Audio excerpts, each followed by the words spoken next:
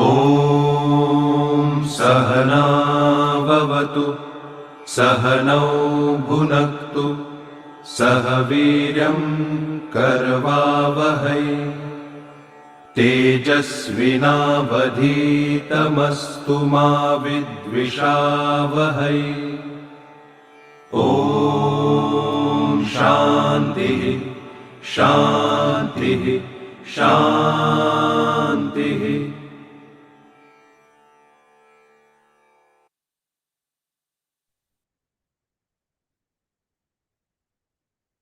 नमस्ते दोस्तों, United consciousness, project self, IMA, TCF की तरफ से आप सभी का हार्दिक स्वागत है। दोस्तों, हम लोग उपनिषद सीरीज का अध्ययन कर रहे हैं। आज 26वां सेशन है। हम लोग कठोपनिषद पढ़ रहे हैं और हम कठोपनिषद के प्रथम अध्याय की दूसरी वल्ली आज पढ़ रहे हैं। हम लोगों ने अभी तक प्रथम वल्ली में ये जाना कि कैसे हम ये करते हैं। पहले आज हम प्रथम वल्ली का एक रिवीजन कर लेते हैं ताकि हम द्वितीय वल्ली से उसको जोड़ सकें, और उस रिवीजन के साथ हम आज का सेशन शुरू करते हैं। तो प्रथम वल्ली में हमने ये जाना कि किस प्रकार, ये प्रथम वल्ली आपके सामने है, हम स्क्रीन शेयर कर रहे हैं। तो प्रथम वल्ली में आपने ये देखा,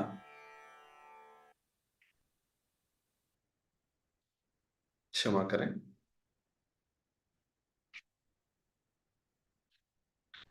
ओके ओके,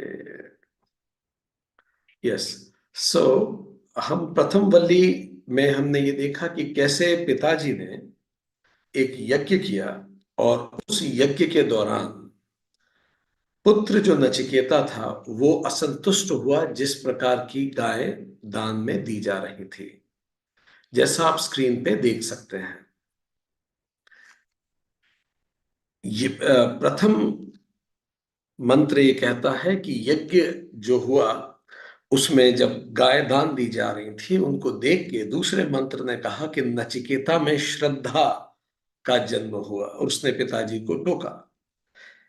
उसने दान की व्याख्या की कि दान उन चीजों का दिया जाता है जो आपको प्रिय होता है, तृतीय मंत्र में हमने देखा। और चतुर्थ मंत्र में देखा कि नचिकेता ने कहा कि आप उन चीजों का दान दीजिए जो आपको प्रिय हैं। तो पिताजी ने क्रोध में कहा, तो क्या मैं तुझे दे दूं? तो नचिकेता ने कहा कि हाँ, आप मुझे दे दीजिए। तो पिताजी ने कहा, मृत्यवे त्वाम ददामी। और यहीं से नचिकेता और उनके पिताजी और ये कठोपनिषद की कहानी शुरू हो जाती है।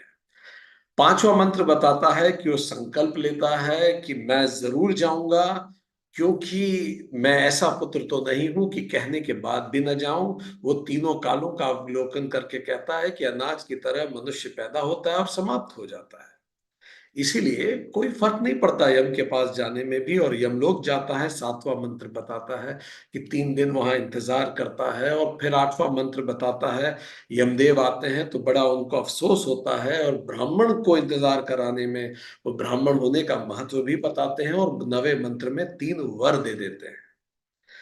वर देने के बाद पहला वर नचिकेता 10वें मंत्र में मांगता है अपने पिताजी की प्रसन्नता का। 11वां मंत्र उसको मंत्र वर प्राप्त होता है। इस प्रकार वो भौतिक जीवन को सेटल कर देता है। और उसके बाद फिर वो 12वें मंत्र में स्वर्ग लोक का महत्व बताता है। और 13वें मंत्र में वो जानना चाहता है कि स्वर्ग लोक को पाने वाली साधनभूत अग्नि विद्या मुझे सिखाई है। ये वो 13वें मंत्र में मांगता है, द्वितीय वर मांगता है। यमराज कहते हैं कि विद्वानों की बुद्धि रूपी गुफा में वो अग्नि विद्या होती है। सरल नहीं है, पर मैं तुझे बताता हूं। 15वें मंत्र में वो बताते हैं कि कैसे अग्नि विद्या का कर्मकांड है, क्या ईंटें हैं, उस सब पे हमने चर्चा की। और फिर 17वें मंत्र में त्रिनाचिकेत अग्नि के बारे में बताते हैं, कैसे हम एक आश्रम से दूसरे आश्रम में जाने के लिए हमें उस फायर इन द बैली की जरूरत होती है, ताकि हम अच्छी तरह से आश्रमों को क्रॉस कर सकें। त्रिनाचिकेत अग्नि के बारे में बताते हैं, और उसको बिल्कुल as it is Nachiketa repeat करता है। 16वें मंत्र में यमराज कहते हैं कि ये अग्नि तुझे तेरे नाम से ही जानी जाएगी। फिर त्रिनचिकेत अग्नि का फल बताते हैं कि जो व्यक्ति सारे आश्रमों को ढंग से क्रॉस करके संन्यास आश्रम में जाता है वो शोक रहित हो जाता है और स्वर्गिक आनंद में रहता है। इसके बाद फिर यमराज कहते हैं अब तीसरा वर आप मांगो 19वें मंत्र में, और फिर 20वें में नचिकेता तीसरा वर मांगता है और वही यहीं से वास्तव में लोग कहते हैं कठोपनिषद प्रारंभ होता है। वो पूछता है मृत्यु के उपरांत क्या है, क्या कुछ अमृत है, क्या कुछ है जो हमेशा रहता है। यमराज कहते हैं 21वें मंत्र में देवताओं को भी इसमें संदेह है तो कुछ और मांग ले।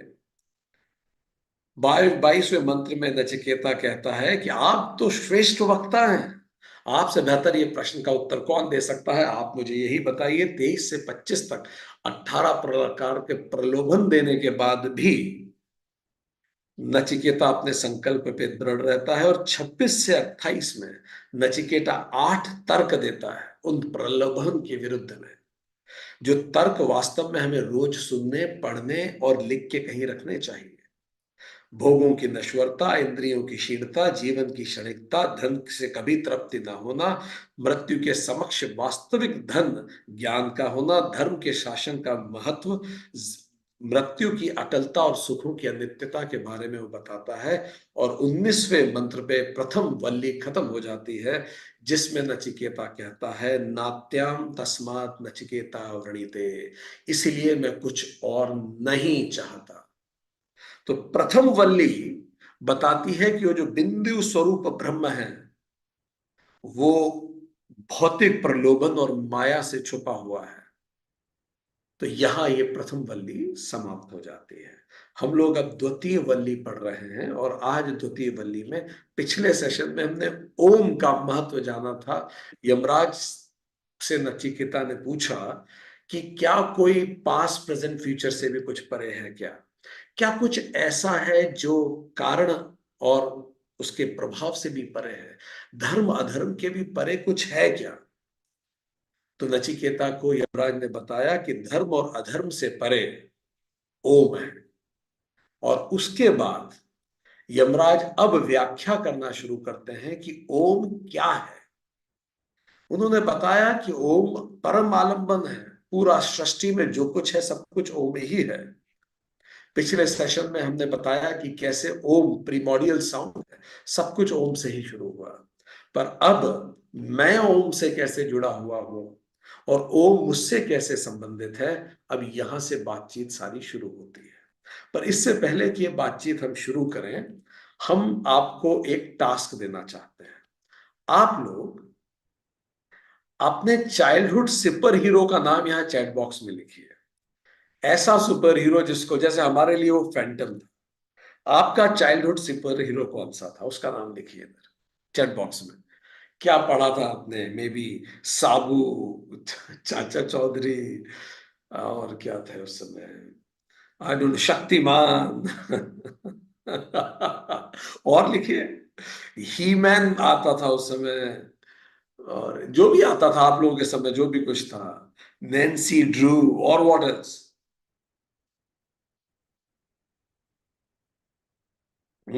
पेंट्रक, Mandrake, what else,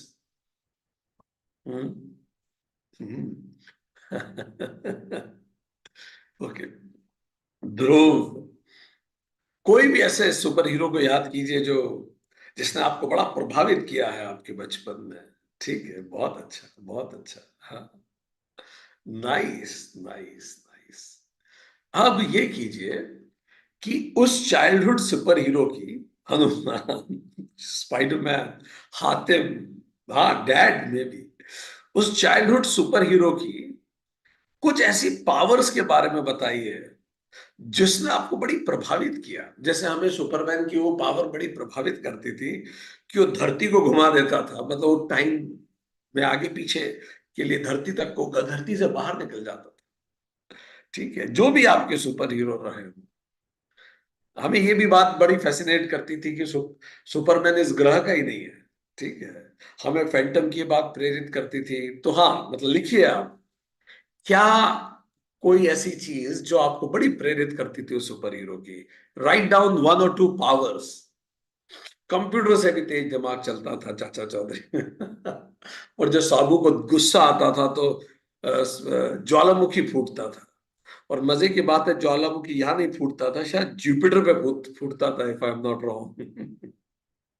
cool thinking, बिल्कुल ठीक बात है। और बताइए, एक एक क्वालिटी लिखी हो सुपर हीरो की जिसने आपको बड़ा प्रभावित किया है आपके जीवन में, आपके अभी तक की यात्रा में। Quick quick quick, right one quality. दोनों हाथों की अंगूठियां, ठीक बात है। हनुमान जी ने पर्वत उठा लिया था, उसने बड़ा आपको प्रभावित किया था, ठीक है। 100% एफर्ट देने की जो क्वालिटी थी। Okay okay okay, quick quick quick. आपको हम प्रश्न और बदल के बताएं। कोई ऐसी, डरता नहीं था, कोई ऐसी क्वालिटी उस सुपर हीरो की जो आप चाहते हैं कि आप में होनी चाहिए। बच्चे मीन्स, आई विश कि मुझ में वो क्वालिटी हो, लाइक दिस। अगर आप में ऑलरेडी है तो यू रियली वॉश और बड़े हो। शक्तिमान में कुछ जलता था। चक्र, अभी पता पड़ा वो चक्र थे, ठीक है। ओके ओके, चक्र जागृत हो, ओके ठीक है। When people listen to his bullet scooter sound, people will get alert, ठीक है। दो पर्सनालिटी है, कितनी पावरफुल और कमजोर, ठीक है, ठीक। बहुत अच्छा, बहुत अच्छा। तो अब यमराज कुछ इसी तरह की बातें हमें बताने जा रहे हैं, इसलिए हमने सोचा अपने अपने सुपर हीरो को याद कर लें, ठीक है। अब एक सुपर हीरो के बारे में यमराज हमें यहां बता रहे हैं।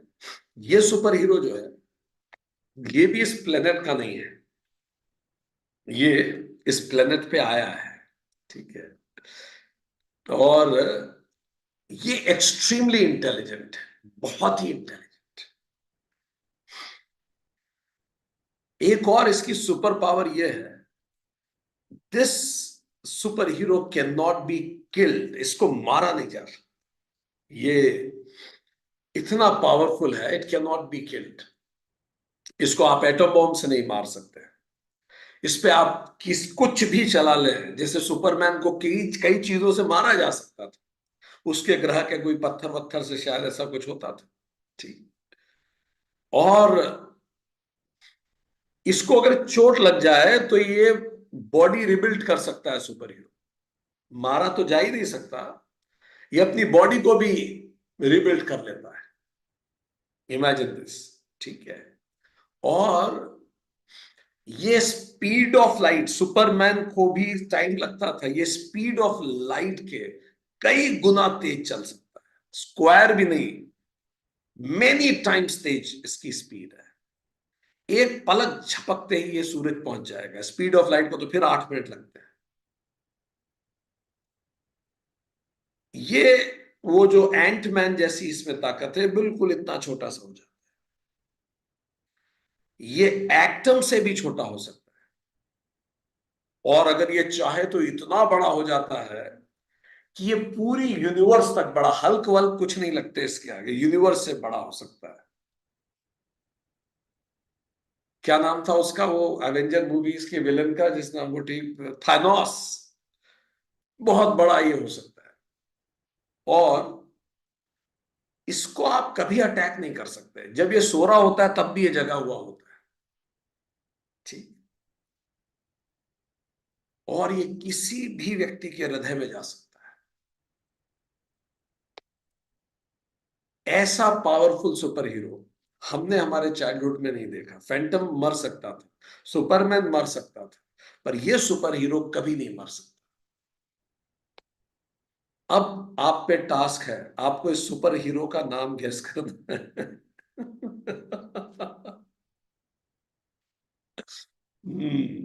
Guess the name of this super hero.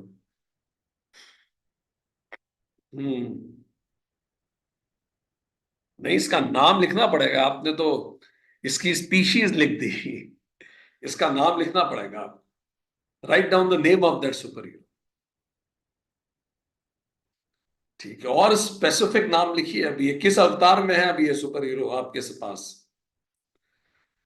बहुत अच्छा, बहुत अच्छा, बहुत ही अच्छा, एक्सीलेंट। ये क्वालिफाइड बैच है। बहुत अच्छा, बिल्कुल ठीक है। तो अभी ये जो सुपर हीरो है इसने किसका रूप ले रखा है इस समय? किसी ने कहा वो शक्तिमान के दो रूप पसंद थे, किसी को इस समय उस सुपर हीरो ने किसका रूप ले रखा है? उसका नाम लिखिए जिसका रूप ले रखा है सुपर हीरो ने इस समय। मी नहीं, नाम लिखिए। हाँ, राजेश का रूप ले रखा है, बहुत अच्छा। तो वन सुपर हीरो हमारे पास योगी का रूप ले रखा है, विशाल का रूप ले रखा है, अति उत्तम, बहुत अच्छा, एक्सीलेंट, एक्सीलेंट। बाकी कहाँ गए सारे सुपर हीरोज? अभिनव, नाइस, नाइस, नाइस, नाइस। बिल्कुल ठीक है, बिल्कुल आपने सही कहा। ये जो सुपर हीरो है, रादर सुपर हीरो शब्द इसके लिए कमतर होगा, हम इसको सुप्रीम हीरो शब्द उपयोग है करना बेहतर होगा। सुप्रीम हीरो जो है, जिसने अभी विक्रांत का रूप ले रखा है, विनीता का रूप ले रखा है, रोहित, अभिनव, पूनम, अनादि का रूप ले रखा है, बालाजी का रूप ले रखा है। तो इस समय एक सुप्रीम हीरो दूसरे सुप्रीम हीरो को सुप्रीम हीरो की कहानी सुना रहा है, ठीक है? और ये कहानी हम उन सुप्रीम हीरोज की ग्रंथों से पढ़ रहे हैं जहां एक सुप्रीम हीरो दूसरे सुप्रीम हीरो को ये सारी बातें बता रहा है। उस बातों को सुन के विक्रांत नामक सुप्रीम हीरो बाकी सब सुप्रीम हीरोज को ये बात बता रहे हैं। ये वास्तविकता है। तो वेदांत ने ये जाना कि जो सुप्रीम हीरो है वो हम स्वयं हैं।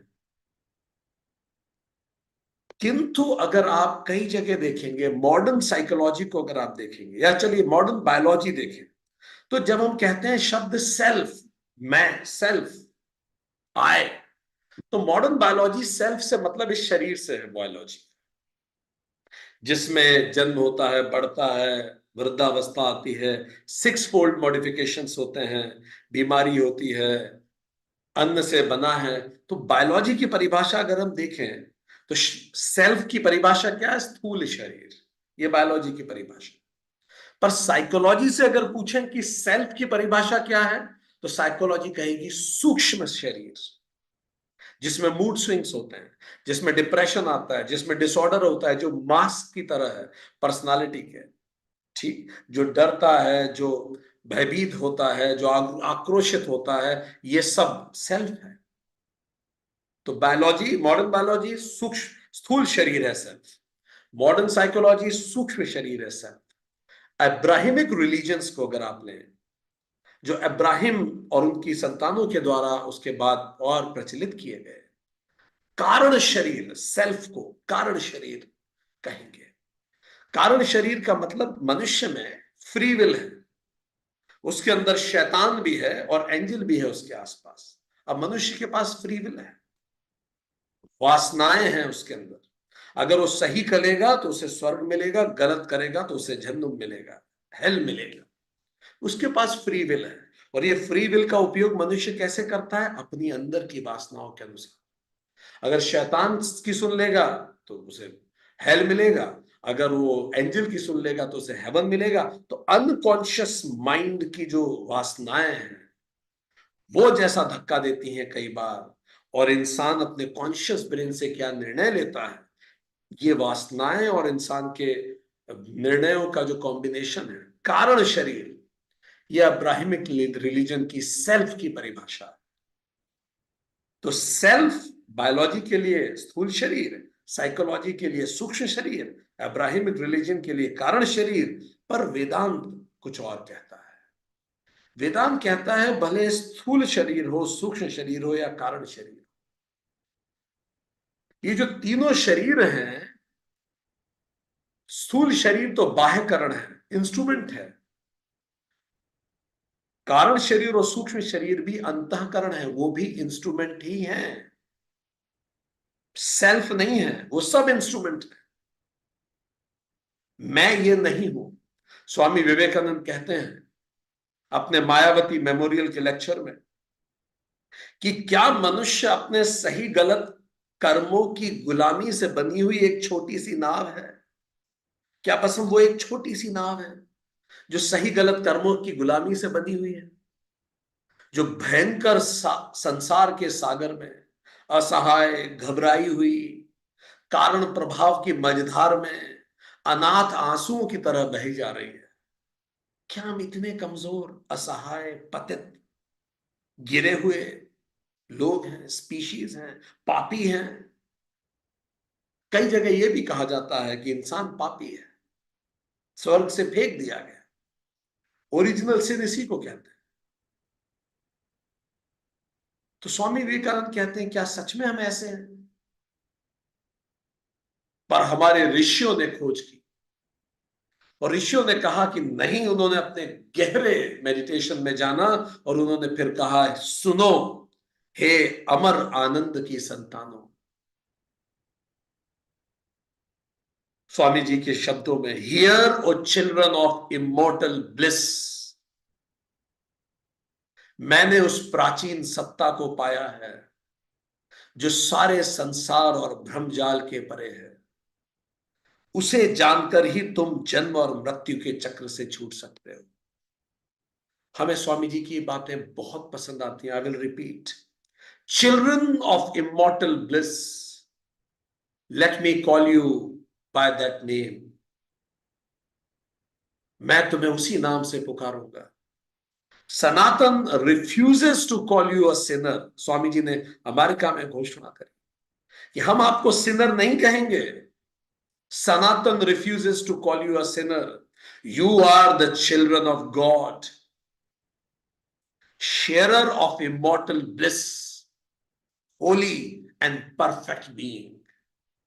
हम सब परफेक्ट हैं, उस इमॉर्टल ब्लिस की संतानें हैं, सब पवित्र हैं। You are souls of immortal spirit and eternal. फिर जो बात है वो सबसे इंपॉर्टेंट है, matter is your servant, not you are the servant of matter. ये पूरी सृष्टि तुम्हारी गुलाम है, तुम किसी के गुलाम नहीं हो सकते। तो वेदों ने ये बार बार कहा, बार बार वेदों ने इस बात को उठाया, वेदांत ने कहा। और इसीलिए यही खोज भारतीय मनीषियों की है कि हम कमजोर नहीं हैं, हम सुप्रीम मैन हैं, सर्वशक्तिमान। यही यमराज अब बात करने जा रहे हैं। Let me quote Swami Vivekananda again, Vedas proclaim not the dreadful combination of unforgiving laws. ऐसा नहीं है कि पूरी सृष्टि एक सजा देने का मैकेनिज्म है और हम हमारे पुराने कर्मों की सजाएं भुगतने के लिए आए हैं, नहीं।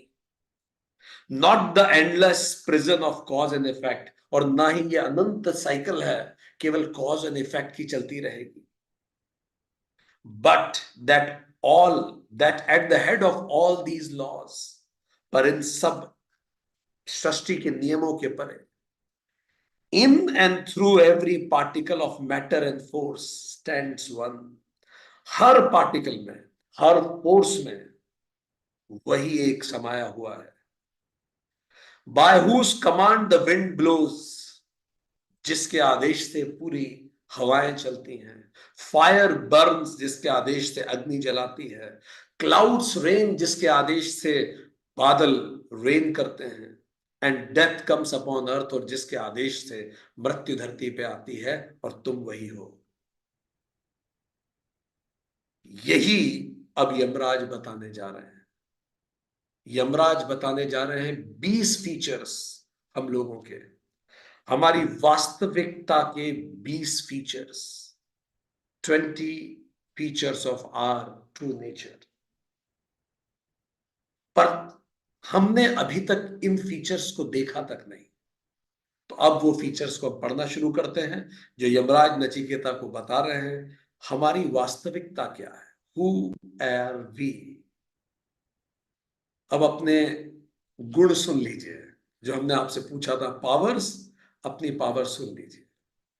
मंत्र 18, यह मेघावी ज्ञान स्वरूप आत्मा न तो उत्पन्न होता है न मरता है, एक एक शब्द हमारे बारे में है, आपके बारे में है। हम किसी और की बात नहीं कर रहे, बस उसके आगे अपना नाम लिख लीजिए।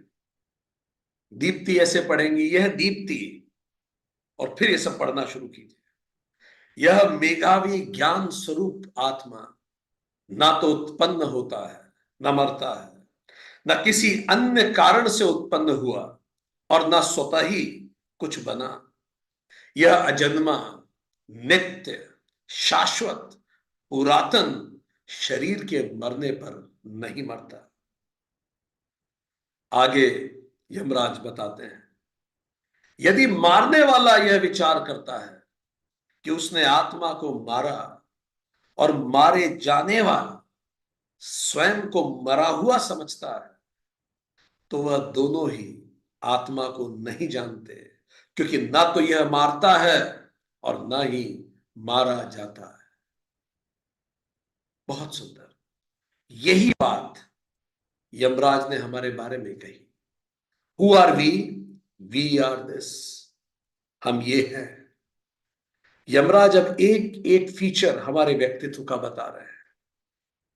पहला, मेधावी, extreme sharp intellect, ability to discern. इस सृष्टि में हमसे शार्प कुछ नहीं है। अपने आप को कमजोर, मंद बुद्धि मानना बंद कीजिए। यह सत्य नहीं है। पर अगर हम लगातार इसको बोलते रहेंगे, लगातार टटोलते रहेंगे, दुनिया मेरे बारे में क्या सोचती है, मेरे मार्कशीट के मार्क्स, मेरे जीवन में इधर उधर में जो अचीव कर रहा हूं, मेरा पैकेज, इन पोर्टलियों में अगर आप ढूंढते रहेंगे खुद को, तो हमेशा आप खुद की गलत इमेज बना के रखेंगे। ये गलत पोर्टलियां है। एक आदमी, दो दो आदमी साथ में एक ही यात्रा पे जा रहे थे। तो जब वो यात्रा समाप्त हो गई, 3-4 दिन की यात्रा थी, जंगल की यात्रा थी, तो दोनों बाय चांस उसी रास्ते पे जा रहे थे, तो साथ हो गए, चलते रहे। 2 रातें रुक के पहुंचे। जब मुकाम पे पहुंचे तो एक व्यक्ति ने बोला, साहब अब मैं आपको अपना परिचय वास्तविक देना चाहता हूं। मैं एक ठग हूं, और मेरा बड़ा आत्मसम्मान रहा, मैंने सबको ठगा। मुझे ये भी पता लग गया आपकी बातचीत से कि आप बड़े अमीर आदमी। मैं इतने दिनों से आपके आस आपकी हर चीज मैंने खंगाल डाली, आपके पास तो एक पैसा तक नहीं है। इतने अमीर आदमी हो कि आप पैसा लिए बिना तो जा नहीं सकते। तो मुझे लग रहा है आप न केवल अमीर हैं, आप महाठग हैं। मैं भी पता नहीं लगा पाया कि आपने पैसा रखा कहाँ। उस अमीर आदमी ने कहा, जो साथ में था, कहा पैसा, मेरे पास बहुमूल्य हीरे और कुछ जवाहरात भी थे। ठग की आंखों में चमक आई, पर उसने बोला, मैंने एक एक चीज ढूंढ डाली आपकी, जब आप कहीं बाहर जाते थे, जैसे ही आप थोड़ी देर के लिए बाहर जाते थे, मैंने सब कुछ टटोल डाला। मुस्कुरा के उस अमीर आदमी ने कहा, तुमने अपना सामान टटोला जब मैं बाहर जाता था? तो उसने बोला, नहीं, मैं मेरा सामान क्यों टटोलूंगा।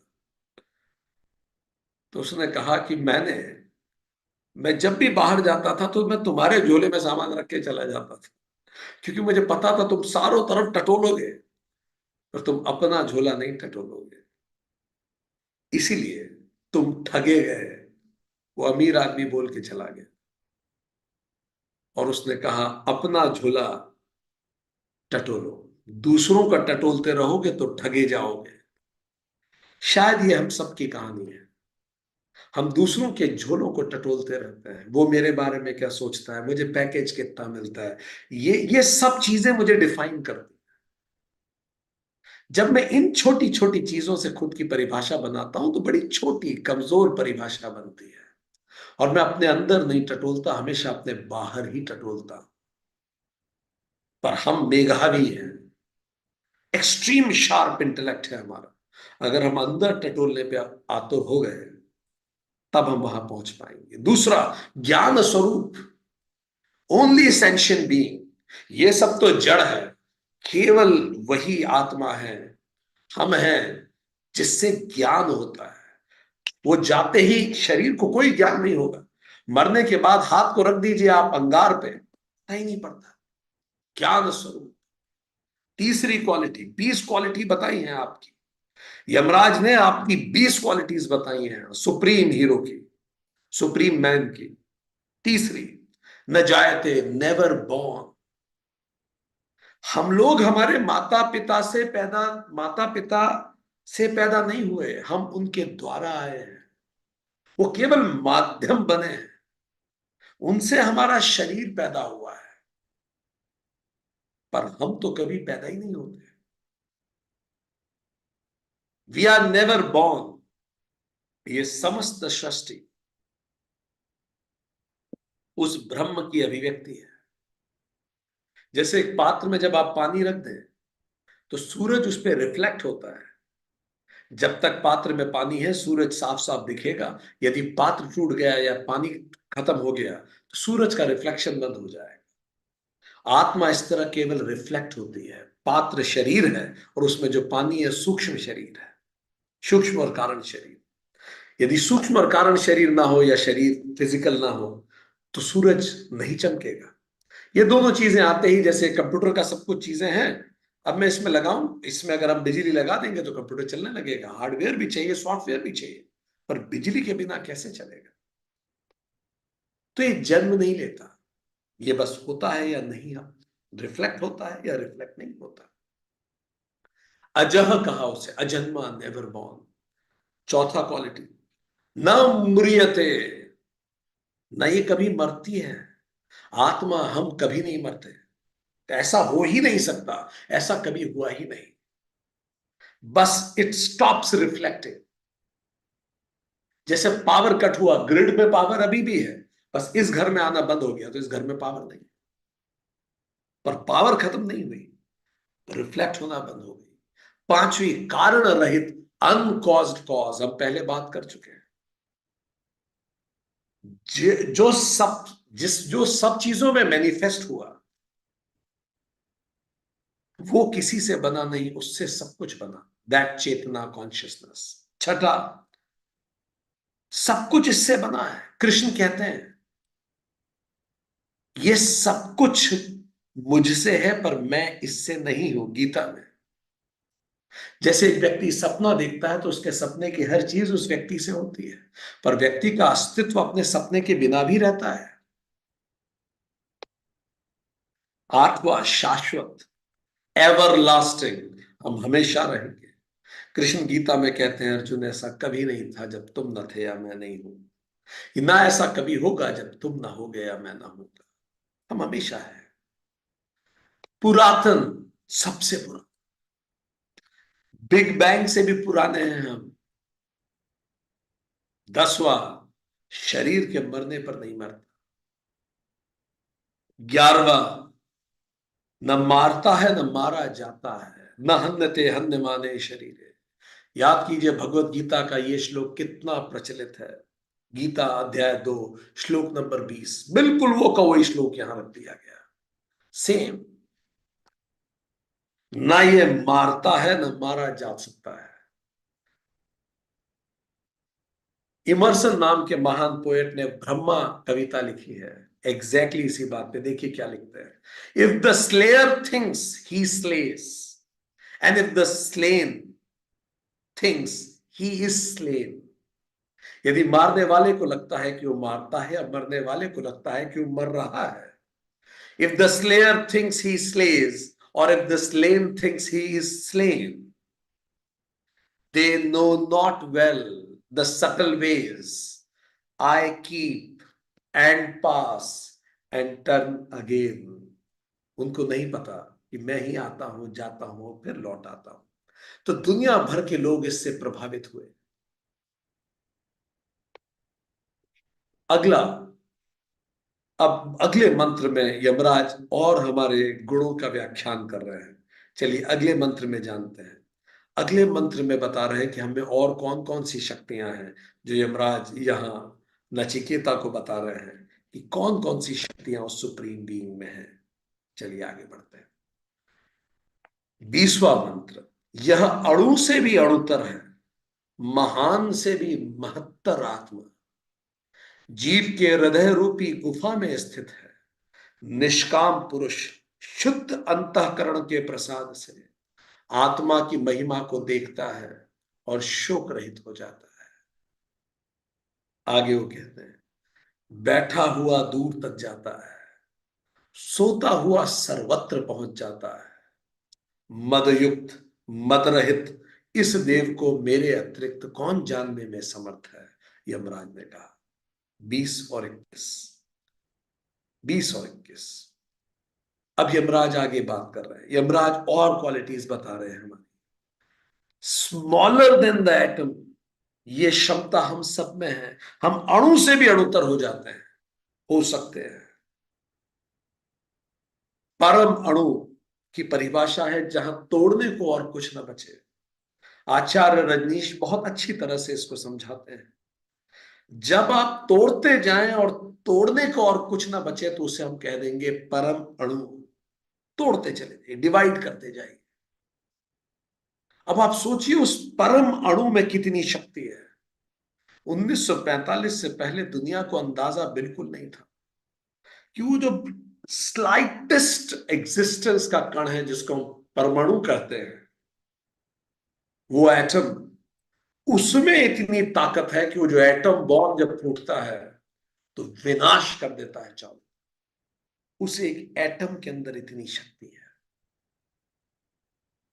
इतना सा जिसको आप देख नहीं सकते। वो सृष्टि का अंतिम कण इस कदर शक्तिशाली है कि ऐसी चेन रिएक्शन शुरू होती है कि सब कुछ समाप्त कर देती है। अणु से भी अणुतर हैं हम, तो हमारी शक्ति आप कल्पना कर लें। जब अणुबम अपनी इच्छा से इतना बड़ा विध्वंस कर सकता है, इतनी शक्ति उसमें है, तो हम में कितनी शक्ति होगी। आज दुनिया के 90% से ज्यादा अणुबम केवल अमेरिका और रशिया के पास है। अगर दुनिया को वास्तव में शांति की दरकार है तो अमेरिका और रशिया को पीस कॉल्स एंड टॉक्स से पहले यह कॉल करना चाहिए कि सारी दुनिया मिलकर सारे अणुबम को समाप्त करे। ये परम अणु समाप्त हो ताकि हम परमात्मा की तरफ आगे बढ़े। तो जैसे जैसे आप तोड़ते चले जाते हैं, स्पेशलाइजेशन इसी को कहते हैं। पहले भारत में गुरुकुलम में सब एक साथ पढ़ाया जाता था। आजकल आप देखिए, साइकोलॉजी अलग है, बायोलॉजी अलग है, ये अलग है, वो अलग है, सारे साइंस अलग अलग कर दिए। इतने अलग हो गए कि ऐसा जोक भी कहा जाता है कई बार डेवलप्ड कंट्रीज में कि एक व्यक्ति आंख दिखाने डॉक्टर के पास गया, तो डॉक्टर ने बोला कि आई एम सॉरी, मैं आपकी आंख नहीं चेक कर सकता। तो उस आदमी ने पूछा कि अरे पर आप तो आंख के ही स्पेशलिस्ट हैं। तो डॉक्टर ने बोला, हाँ मैं आंख का तो स्पेशलिस्ट हूं, पर मैं लेफ्ट आई का स्पेशलिस्ट हूं। आपकी राइट आई में प्रॉब्लम है। सो स्पेशलाइजेशन, जितना आप अंतर उतरते चले जाए। स्मॉलर देन अणु। 13वां, महान से भी महत्तर। अब आप जोड़ते चले जाइए, हर चीज को ऐड करते जाइए, तो जहां आप पहुंचेंगे उसी को परमात्मा कहते हैं, जो सब कुछ है। जो सब कुछ है, अब और ऐड करने के लिए कुछ नहीं बचा। जहां जोड़ने की संभावना नहीं बची वो परमात्मा, और जहां तोड़ने की संभावना नहीं बची वो परमाणु। एब्सोल्युटली यूनाइटेड जब हो जाए उसी को परमात्मा कहते हैं। परमात्मा की शक्ति वाइब्रेशंस में आप महसूस कर सकते हैं, इसीलिए ओम परमात्मा है, ग्रेटर देन कॉस्मोस। तो वो क्षमता हम में है। हम इस पल चाहें तो दुनिया के किसी भी कोने तक खुद को एक्सपैंड कर सकते हैं। ये बात सुनने में बहुत अजीब लगती थी, पर ये बड़ा और छोटा जो है, ये फॉर्म या भौतिक चीजों पे लागू होता है। ये चीज बड़ी या छोटी हो सकती है, पर पर सूक्ष्म चीजें तो रिलेटिव, सूक्ष्म चीजों पे चीजें लागू नहीं होती। भौतिक चीजों पे बड़ा छोटा लागू होता है, और वो भी रिलेटिव होता है। पर जो सटल रियलिटीज हैं उस पर ये लागू नहीं होता। चलिए भौतिक जगत में भी सटल रियलिटीज लें। अभी हम क्रोएशिया में कुछ दिनों पहले एक न्यूक्लियर साइंटिस्ट से मिले। उन्होंने कहा कि फोटोन जो होता है is big enough to spread across the universe. वो पूरे यूनिवर्स तक एक्सपैंड हो सकता है। And small enough to pass through a small hole. और इतना छोटा हो सकता है फोटोन कि एक छोटे से होल से पास हो जाए। अब फोटोन तो एक छोटा सा भौतिक पदार्थ ही है। तो आप सोच सकते हैं आत्मा और मन कितने सूक्ष्म और विराट हो सकते हैं। अब धीरे धीरे क्वांटम फिजिक्स ने इस बात को प्रूव करना शुरू किया है। मूवीज आने लगी हैं, नैनो टेक्नोलॉजी विकसित हो गई जहां अब हर चीज छोटी होती चली जाएगी। आगे बढ़े। 14वां, जीव की हृदय रूपी गुफा में स्थित है। बुद्धि की गुफा की बात बार बार आ रही है। 1.2.12 पे भी आई थी। बुद्धि रूपी गुफा में ये जो अपने अंदर अपनी पोटली खोजते हैं उनको ये मिलती है। कैसे खोजना है? श्रवण मनन और निधिध्यासन जो करते हैं, हम इस पे बात कर चुके हैं। हर समय वो ध्यान रखते हैं। ये बेबी सोल्स के लिए नहीं है। बेबी सोल इसको नहीं समझ पाएंगे, क्योंकि बेबी सोल कैसे होते हैं? बाइबल का मैथ्यू कहता है 13.13, because they are seeing and see not. वो देखते हैं और देखते नहीं है। Hearing they hear not, neither do they understand. ना समझते हैं ना देख पाते हैं ढंग से। इसीलिए बेबी सोल्स के लिए कंसेप्ट है ही नहीं।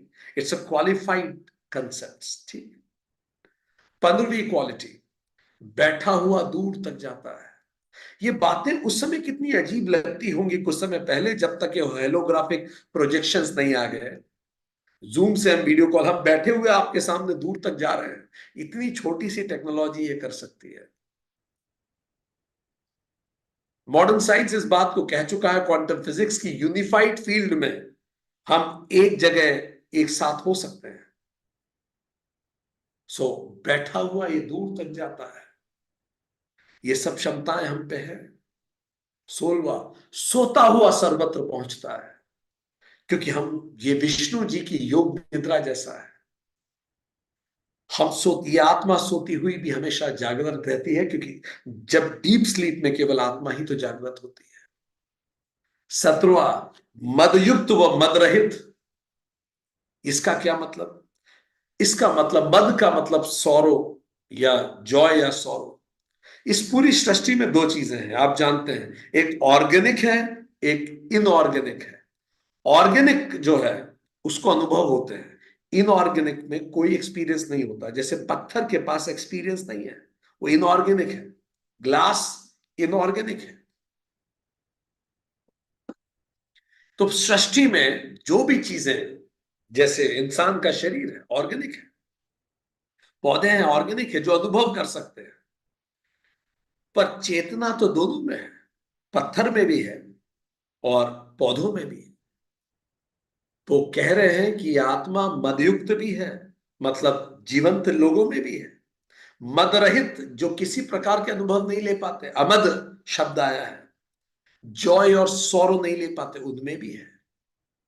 तो इस सब में रहती है, सबसे कनेक्ट हो सकता है, सब में चेतन है। 18वां, शरीरों में शरीर रहित, पढ़ चुके हैं। नित्यों में अनित्यों में नित्य, पढ़ चुके हैं। 19वां, महान है ये। हम लोग इस बात को शुरू कर चुके हैं पिछले उपनिषद में, केनोपनिषद में। अगर कुछ महान है तो केवल आत्मा, बाकी सब नॉर्मल है। ये सारी जीत ब्रह्म की जीत है, कोई एरोगेंस नहीं। 20वां और अंतिम, सर्वव्यापक, हर तरफ है ये, हर समय है ये, मतलब हम हर समय हर तरफ है।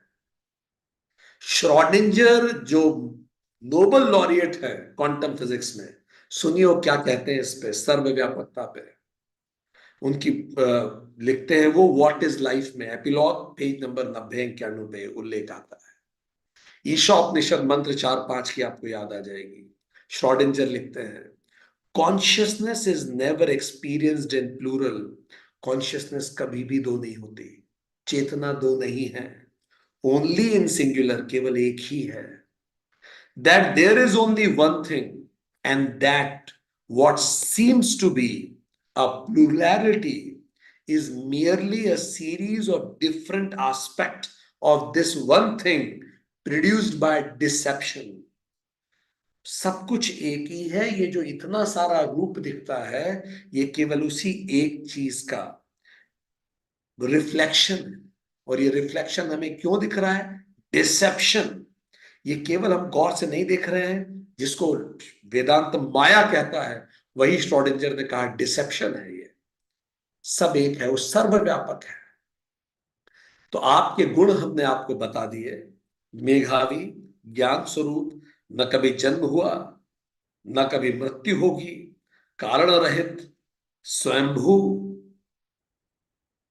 शाश्वत, नित्य, पुरातन, शरीर के मरने पे नहीं मरते, न मारा जाता है न किसी को मारता है, 12वां अणु से भी छोटा, 13वां महान से महत्तर, 14वां जीव की हृदय रूपी गुफा में, 5वां बैठा हुआ दूर तक जाता है, 16वां सोता हुआ सर्वत्र पहुंचता है, 17वां मदयुक्त वो मद रहित, 18वां शरीरों में शरीर रहित, 19वां महान और 20वां सर्वव्यापक।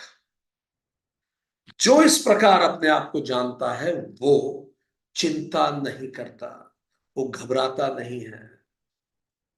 कितना सुंदर रामकृष्ण परमहंस ने कहा है, God is man but man is not God hence suffers.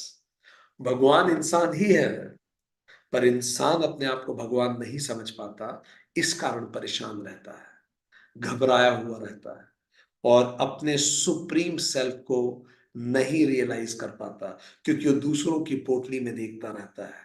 दूसरे लोग उसको डिफाइन करते हैं, दूसरे तारीफ कर दें तो अच्छा हो जाता है, दूसरे बुराई कर दें तो बुरा हो जाता है, उसका खुद का स्वाध्याय कुछ नहीं होता,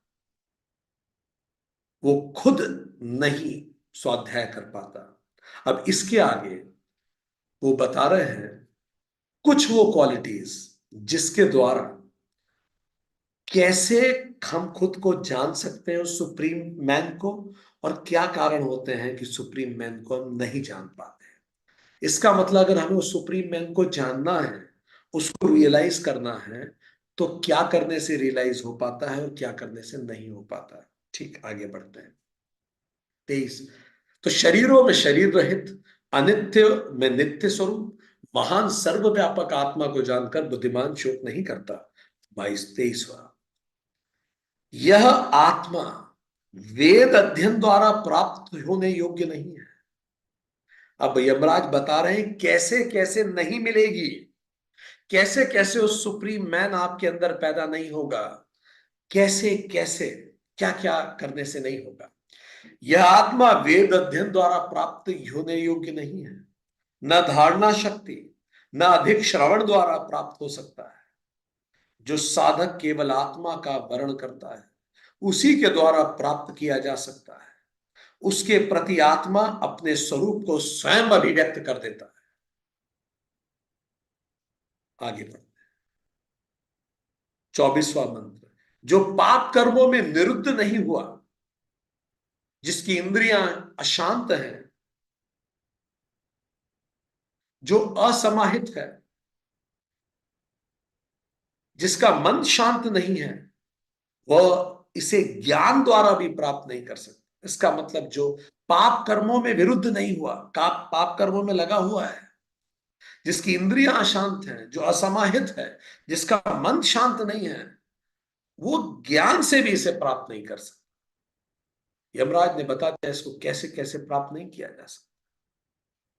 चलिए अब हम समझते हैं इसको एक एक करके। अब यमराज बता रहे हैं वो कारण जिससे इसे प्राप्त नहीं किया जा सकता, और वो तरीके जिससे इसे प्राप्त किया जा सकता है। ठीक, कौन इस सुप्रीम बीइंग को प्राप्त कर सकता है और कौन नहीं कर सकता। चलिए देखते हैं कौन कर सकता है। 3 चीजें यमराज ने बताई। पहला, निष्काम जो होता है, निष्काम। ये कौन से मंत्र में हमने निष्काम पढ़ा था, याद कीजिए। ये पिछले मंत्र में नचिकेता को यमराज कहते हैं, 20वें मंत्र में। अक्रतुः पश्यति, जो निष्काम पुरुष शुद्ध अंतःकरण से आत्मा की महिमा को देखता है, वह शोक रहित हो जाता है। तो पहला, कैसे हम इसको देख सकते हैं? तो पहली तरीका, निष्काम कर्मयोग कीजिए। जितना आप कर्मयोग करेंगे उतना आप अपने आप को देख पाएंगे। कर्मयोग पे हमने काफी बातें की हैं। दूसरा, शांत अंतःकरण, अंतःकरण को शांत करना, ये उपासना योग हो गया। कर्मयोग करें, उपासना योग करें। तीसरा, जो केवल आत्मा का वर्ण करता है, ज्ञान योग, जो सब में परमात्मा को देखता है, जो सब में एकात्मा को देखता है, जो आध्यात्म योग करता है, जो हम पहले पढ़ाए हैं, ठीक, उसी से ये प्रकट हो सकता है। केन उपनिषद याद कीजिए, मंत्र 4 से 7। मन, प्राण, चक्षु, श्रोत्र इसको प्रकट नहीं कर सकते। इसी को, ये 3 क्वालिटीज इज मस्ट, तभी हम खुद को इम्प्रोवाइज कर सकते हैं। कर्मयोग, उपासना योग, ज्ञान योग रोज कीजिए। ठीक, कर्मयोग कीजिए, उपासना कीजिए, मेडिटेशन कीजिए, ज्ञान योग कीजिए, शास्त्रों को समझिए और उनको जीने का प्रयास कीजिए। ठीक, रिमूव। अब कौन नहीं देख सकता, कौन इसको नहीं रियलाइज कर सकता? 7 कमियां अगर जिसमें है वो नहीं कर सकता। पहला, जो केवल वेद अध्ययन करे और अभ्यास न करे। रामकृष्ण परमहंस कहते हैं, शास्त्रों में प्रभु नहीं है, प्रभु के बारे में सूचना है। जैसे पंचांग में बारिश की सूचना है, पंचांग को निचोड़ने से पानी की एक बूंद भी नहीं टपकेगी, उसमें केवल सूचना है। तो पहला, हम में से जो व्यक्ति केवल सेशन अटेंड करता है, उसको अभ्यास में नहीं ला रहा, वो कहीं नहीं पहुंचने वाला। ठीक, जो केवल वेद अध्ययन, देखिए कितना गर्व की बात है कि ये शास्त्र, कितना गट्स चाहिए लिखने में कि केवल वेद अध्ययन से कुछ नहीं होगा। सोचिए आप, स्वयं का खंडन करना कितनी बड़ी बात है। साफ साफ शब्दों में लिखा है, केवल वेद अध्ययन से कुछ नहीं होगा। दूसरा, जिसमें धारणा शक्ति ना हो, जो डिस्ट्रैक्टेड रहता है। अगर आप डिस्ट्रैक्टेड बहुत रहते हैं, 4 बार इधर 4 बार उधर, नहीं होने वाला, आप कहीं नहीं पहुंचने वाले। One thing at a time, increase your focus in whatever you're doing in life. धारणा शक्ति बढ़ाइए। तीसरा, जो केवल श्रवण ही करता हो, चलो शास्त्र अध्ययन नहीं कर रहा है, केवल सुन रहा है, सेशंस अटेंड कर रहा है, पर मनन और निधिध्यासन नहीं करता, रैशनल अंडरस्टैंडिंग विकसित नहीं करता, ना डीप मेडिटेशन से डायरेक्ट एक्सपीरियंस लेता है। एक एक चीज जो सीखी है उसमें से व्यवहार में अपनाने लायक जो हो, बैठ के उस पर मेडिटेट नहीं करता, वो कभी अपने सुप्रीम बीइंग को नहीं पहचान पाएगा। चौथा, पाप कर्म करने वाला, जो यम नियम का पालन नहीं करता। मैथ्यू 5.8 में जीसस कहते हैं, blessed are those who are with pure heart, for they shall see the God. केवल शुद्ध अंतःकरण वाले ही देख सकते हैं, जो पाप कर्म करने वाले हैं वो नहीं देख सकते।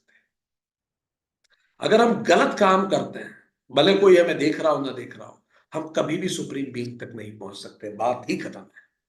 पांचवा, अशांत इंद्रियों वाला, जिसकी इंद्रियां बड़ी अशांत हैं, मन, कहीं आंखें इधर देख रही हैं, कहीं कान, कहीं मुंह पर कंट्रोल नहीं है, वो नहीं पहुंच सकता, वो अपने सुप्रीम बीइंग को रियलाइज नहीं कर सकता। ये वो साधना है जो आम व्यक्ति को सुप्रीम मैन बनाता है। छठा, असमाहित, नॉन मेडिटेटिव जो है, मेडिटेटिव नहीं है वो व्यक्ति। रामकृष्ण परमहंस कितना सुंदर कहते हैं, भगवत कृपा की पवन सदा बह रही है, पर आलसी लोग उसका सदुपयोग नहीं करते। पर जो उद्यमशील होते हैं, साहसी होते हैं, वो अपनी नौका की पाल फहरा देते हैं ताकि हवा स्वतः उसे ले जाती है अपने सुप्रीम मैन की तरफ। पर आलसी लोग ऐसा नहीं करते। नॉन मेडिटेटिव, रामकृष्ण परमहंस कहते हैं meditation is God contemplating God. कितनी सुंदर डेफिनेशन, गॉड कंटेम्पलेटिंग गॉड। ठीक। और सातवां और अंतिम, अशांत मन वाला। जिसका मन बड़ा अशांत रहता है वो कभी नहीं पहुंच सकता। तो 7 चीजें जो अपने अंदर से हटाना मस्ट है, 3 चीजें जो अपने अंदर डालना मस्ट है, तभी हम वहां पहुंच सकते हैं, अन्यथा ये संभव नहीं। सुप्रीम बीइंग को हम जान सकते हैं थ्योरेटिकली, हम वहां पहुंच कभी भी नहीं सकते जब तक ये 3 चीजें ना हटाएं, और वो 7 चीजें ना हटाएं, और वो 3 चीजें अपने अंदर ना डालें। अब हम अंतिम जो मंत्र है वो पढ़ेंगे। बहुत सुंदर ये मंत्र है, यमराज आगे बताते हैं। यमराज ने बता दिया आप में क्या अपनी संभावना है, क्या करने से आएंगी, क्या हटाना पड़ेगा। और अंतिम बात यमराज कहते हैं, जिस आत्मा के ब्रह्म और शस्त्र दोनों चावल है, मृत्यु जिसके लिए शाक समान है, उसे कौन साधन रहित पुरुष इस प्रकार साधन संपन्न पुरुष के समान जान सकता है। बहुत सुंदर। जिस आत्मा के ब्रह्म और शस्त्र दोनों चावल है, जिसके लिए मृत्यु शाक आदि है, उसे कौन साधन रहित पुरुष इस प्रकार साधन संपन्न विद्य पुरुष, मतलब सुप्रीम मैन की तरह जान सकता है। सुपरमैन नहीं, सुप्रीम मैन। भगवान कृष्ण पुरुषोत्तम कहते हैं, इसी पुरुषोत्तम की बात यमराज भी कह रहे हैं, पुरुषोत्तम की तरह। क्या मतलब है? बड़ा सुंदर मंत्र है। ब्रह्म और शस्त्र जिसके चावल है। ब्रह्म का क्या मतलब हुआ? यहां ब्रह्म, ब्रह्म च शत्रम च जैसा लिखते हैं। ब्रह्म शास्त्र है, शत्रम शस्त्र है। ब्रह्म स्पिरिचुअल पावर है, शत्रम सेक्युलर पावर है। ब्रह्म पीरी है, शत्रम मीरी है। ब्रह्म ऋषि है, शत्रम राजा है। यही दोनों इकट्ठी हो जाएं तो ही तो शक्ति बनती है। आपके हाथ में शस्त्र भी है और शास्त्र भी, ताकि आप सही जगह शस्त्र को चलाएं। सही जगह क्या है वो शास्त्र बताएगा, और चलाना शस्त्र बताएगा। यही भारत में किया गया। इसलिए एडमिनिस्ट्रेशन के हाथ में बताया गया कि लॉ एंड ऑर्डर में पुलिस लाठी चार्ज नहीं कर सकती बिना एडमिनिस्ट्रेशन की परमिशन के। एडमिनिस्ट्रेशन शस्त्र है, उसके पास लाठी नहीं है, पुलिस के पास लाठी है, पर चलाने की अनुमति एडमिनिस्ट्रेशन देगा। शस्त्र और शास्त्र, ब्रह्म और शत्रम, दोनों ही वो जो सुप्रीम बीइंग है उसके चावल हैं। वो रोजमर्रा में इन्हें खाता है। It's a routine thing. यस्य ब्रह्म च शत्रम च उभे भवतः ओदनः, लड्डू चावल ये ओदन है। मतलब आप सोचिए कितना अभय वो रहता होगा, शास्त्र का ज्ञाता और परम शस्त्र का ज्ञाता, हर तरह से फ्रीडम। शास्त्र उसे फ्रीडम देते हैं, मेंटल स्पिरिचुअल फ्रीडम। शस्त्र उसे फिजिकल फ्रीडम दे देता है। उसमें दोनों शक्तियां हैं, शारीरिक रूप से भी वो फ्री है, मानसिक और आध्यात्मिक रूप से भी फ्री है। वो अभय हो गया है। उपनिषद जो हमें बनाते हैं वो है अभय। क्या लिखा है? मृत्यु जिसके लिए शाक है। सब्जी जैसे अपन खाते हैं ना, घास सब्जी, ऐसे वो सुप्रीम बीइंग जिसके लिए मृत्यु शाक हो जाती है। वो राजा भी है और ऋषि भी, वो क्षत्रिय भी है, श्रोत्रिय भी, वो शस्त्र भी है, शास्त्र भी, उसमें शौर्य भी है, उसमें धैर्य भी। इस प्रकार का व्यक्ति भागवत में इतना सुंदर आता है। ऐसे व्यक्ति के लिए भागवत पुराण लिखती है 1.1.14। सो आत्मानुभूत मनुष्य जो होता है वो कैसा होता है? अकुतो भयम, the insecure, the insurance against all the fears. सारे भयों के विरुद्ध उसमें उसके पास इंश्योरेंस होता है। एंड यद विभेति स्वयं भयम, जो भय के लिए भी भय होता है, ऐसा व्यक्ति हो जाता है। वो 7 चीजें हटाइए, 3 चीजें डालिए, आप भय के लिए भी भय हो जाएंगे। जैसे महानिर्वाण तंत्र 111.61 में ऐसे सुप्रीम बीइंग की ग्लोरी बताई जाती है। क्या शब्द लिखे गए हैं वहां? भयानाम भयम, भीषणानाम भीषणम। He is the fear of all the fears. डर भी उससे डरते हैं। Terror of all the terrors. उसे क्या टेरराइज कोई करेगा? टेरर उससे टेरर खाता है। गति ही प्राणिनाम पावनम पावनाम, रिफ्यूज ऑफ ऑल बीइंग, सारी गतियां उसके पास रिफ्यूज लेती हैं। पावनम पावनाम, he is the purifier of all the purifiers, कोई प्यूरिफायर भी हो, saviour of all the saviours हो जाता है। मोहच्चय है पादनाम, नियंत्र त्वमेकम, you are the controller of the highest, परेशान परम रक्षणम, रक्षकाणाम, protector of all the protectors. ऐसा भयहीन, वो कहीं भी हो, कहीं भी हो। भारत में जब सिकंदर आया, वो कहानी बड़ी प्रचलित है। उस साधु के पास गया और साधु की बड़ी विद्वत्ता सुनी थी। साधु के पास गया, बात करने लगा उस साधु से, और साधु को ले जाना चाहता था अपने साम्राज्य में। बहुत ही जल्दी उसे समझ में आ गया साधु के तेवर देख के कि ये मेरे साथ चलने का है नहीं। उसने साधु को बोला मैं सिकंदर आजम हूं। उसने बोला तो क्या? सिकंदर ने बोला मैं तुम्हें ले जाना चाहता हूं। उसने बोला तो क्या? सिकंदर ने बोला इस सृष्टि में ऐसा कुछ नहीं जो मेरे कंट्रोल में नहीं। उसने बोला तू बच्चा है। सिकंदर ने बोला अगर तुम नहीं चलोगे तो तुम्हें इसी पल मार दूंगा।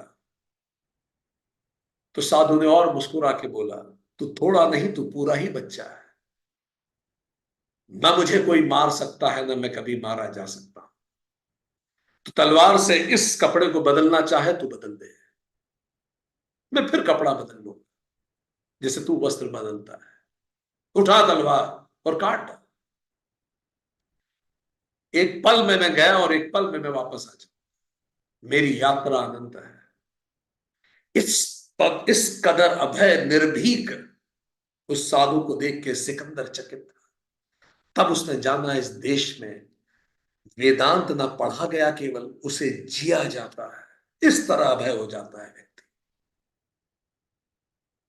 जैसे एक इंजेक्शन लगता है, आत्मा शरीर से गई, रिफ्लेक्शन बंद हुआ, दूसरा शरीर ली, फिर से रिफ्लेक्ट हो गया। एक इंजेक्शन में क्या डर? जो साम्राज्य अभय का साम्राज्य, प्रेम का साम्राज्य, ब्रह्म का साम्राज्य होता है। नेपोलियन लिखता है there are two powers in the world, sword and spirit. दो शक्तियां होती हैं, शस्त्र की और शास्त्र की। द स्पिरिट, स्पिरिट मतलब ब्रह्म की, the spirit has always vanquished the sword. और हमेशा जो ज्ञान की शक्ति है, ब्रह्म की शक्ति है, जो आत्मानुभूति की शक्ति है, उसने हमेशा तलवार को हरा दिया है। अलेक्जेंडर सीजर लिखते हैं, I am quoting Napoleon Bonaparte, Alexander Caesar and I founded great empire. सब लोगों ने बड़े बड़े एम्पायर बना दिए, मैंने, अलेक्जेंडर ने, सीजर ने। But upon what the creation of our genius depend. पर हमारे एम्पायर अपॉन फोर्स, हमारे एम्पायर केवल तलवार पर आधारित है। Jesus also founded his empire upon love, and this very day millions would die for him. और जीसस ने भी तो एक एम्पायर बनाया था प्रेम पर, और इसी क्षण मिलियंस लोग उनके लिए अपनी जान देने को तैयार हो जाते हैं। सो दोस्तों, यमराज कह रहे हैं जो ऐसा व्यक्ति होता है, जो विज्ञ पुरुष होता है, साधन रहित पुरुष के बस की बात नहीं। वो जो विज्ञ पुरुष है, वो पुरुष हर तरफ अपनी अपनी ऊर्जा और अपनी शक्ति से प्रकट हो सकता है। और उसके लिए उसे जो करना होगा वो भी यमराज ने बताया। जलालुद्दीन रूमी की एक पोयम यहां कोट करना उचित होगी। कैसे इंसान जब अपने परम की तरफ बढ़ता है तो परम भी इंसान की तरफ बढ़ता है। एक इंसान बड़ी कोशिश कर रहा था पर भी, तो भी अपने सुप्रीम बीइंग को रियलाइज नहीं कर पा रहा था। तो भगवान ने उसको उत्तर दिया। क्या उत्तर दिया सुनना। तेरा कहना है प्रभु, है मेरी ही तो वाणी मैं यहां। तेरा कहना है, भगवान बंदे को कह रहा है, तेरा कहना है प्रभु, जब तू मुझे पुकारता है मेरी ही वाणी मैं यहां। मैं ही तो कहता हूं कि मैं यही हूं। तेरी पीड़ा और पूजा मेरी ही निश्चय जुबान। मेरे कानों तक पहुंचने की तेरी कोशिशें सभी, इसका है संकेत मैं निकला हूं तेरी ओर ही। एक कदम तू मेरी ओर चलता है, दो कदम मैं तेरी ओर चलता हूं। रो नहीं, प्रीति की तड़पन में कृपा का स्वाद है। तेरी एक आवाज खुद ही 100 मेरे प्रतिसाद है। तो एक बार मुझे आवाज दे, मैं 100 बार तुझे बुलाऊंगा। हम एक बार चलना चालू करें, बिल्कुल मैथ्स की तरह है। आप पढ़ना शुरू करें मैथ्स, धीरे धीरे आपको प्यार हो जाएगा और आप और उसमें बहुत डूबना चाहेंगे। सो दोस्तों, यमराज ने ये सारी बातें हमें समझाई, और अब चलिए एक सुंदर सा मेडिटेशन करेंगे, और उस मेडिटेशन से, ओम मेडिटेशन से, जो जो चीजें आज हमने जानी है उसको समझने का प्रयास करेंगे। ओम मेडिटेशन में हमने पिछले सेशन में बात की थी कि कैसे सारी इंद्रियों को रोककर, मन को हृदय देश में स्थिर करके, प्राण को मस्तक में स्थापित कर ओम के उच्चारण से, ओम के उच्चारण के साथ अनन्य भाव की, मेरे अन्य कुछ है ही नहीं, सारी सृष्टि में ही हूं, अनन्य भाव से हम ब्रह्म का स्मरण करें, और जो इस प्रकार देह को त्यागता है वो परम गंतव्य तक जाता है। इसी को छोटे से एक ओम मेडिटेशन से हम करेंगे। अपने आप को, आप जहां भी हैं, बिल्कुल कंफर्टेबल स्थिति में लाइए, और टेक अ पोजिशन जहां आप इस मेडिटेशन के लिए खुद को तैयार कर सकें। We are going to do a small meditation, and बहुत अच्छा, excellent. Once you are ready, we will begin the meditation.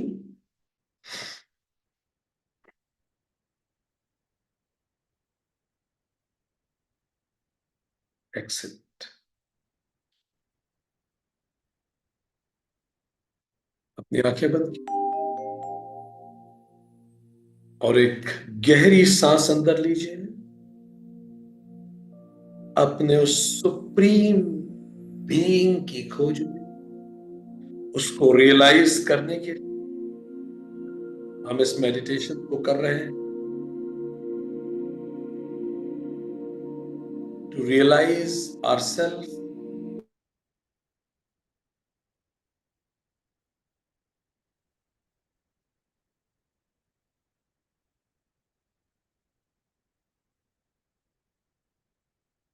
Perfect. एक और गहरी सांस लीजिए।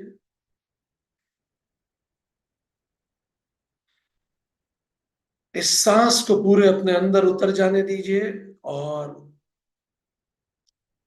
इस सांस को अपने पूरे शरीर से होते हुए अपने पैरों की उंगलियों में महसूस कीजिए। टेक अ डीप ब्रेथ,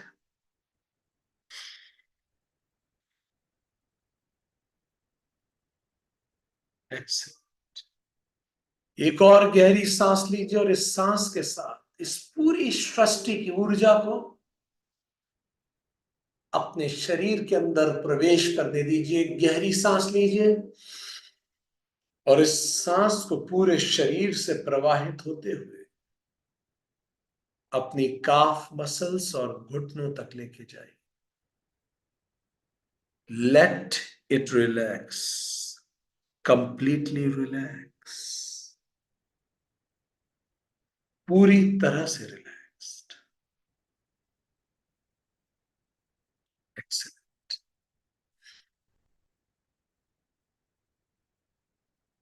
आपके शरीर का एक एक सेल हमारी आवाज को सुन के और रिलैक्स हो रहा है। Let it relax. अब एक और गहरी सांस लीजिए, और इस सांस को आपके हिप्स और कमर के हिस्से में प्रवाहित होने दीजिए, एंड लेट देम रिलैक्स। उन्हें पूरी तरह से रिलैक्स कर दीजिए। एक एक सेल, एक एक टिश्यू कंप्लीटली रिलैक्स्ड। एक्सीलेंट। एक और गहरी सांस लीजिए, और इस सांस के साथ इस पूरी सृष्टि की ऊर्जा को अपने अंदर समेटिए। This healing energy of the cosmos, इस सांस के साथ बने रहिए, और पूरे अपने धड़ को, अपने कंधों को शीतल छोड़ दीजिए। Let them relax. Completely relaxed. Every tissue, every cell of your body is relaxed. एक और गहरी सांस लीजिए और अपनी गर्दन को रिलैक्स कीजिए, उसको घुमा के देखिए। जिस पोजीशन में वो कंप्लीटली रिलैक्स्ड है, just be, let it be, let it be, relax. एक और गहरी सांस लीजिए और अपने पूरे मस्तक को इस ब्रह्मांडीय ऊर्जा से भर जाने दीजिए, पूरे चेहरे को, आंखों को, गाल को,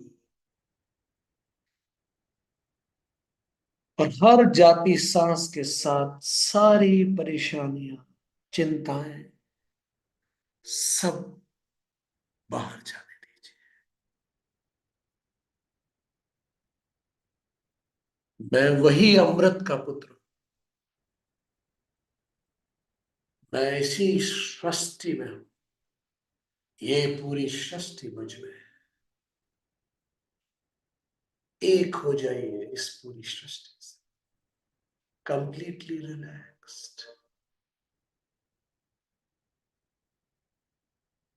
जो प्राण मेरे अंदर प्रवाहित हो रहे हैं, ये जो वायु है और मैं, हम सब एक हो गए।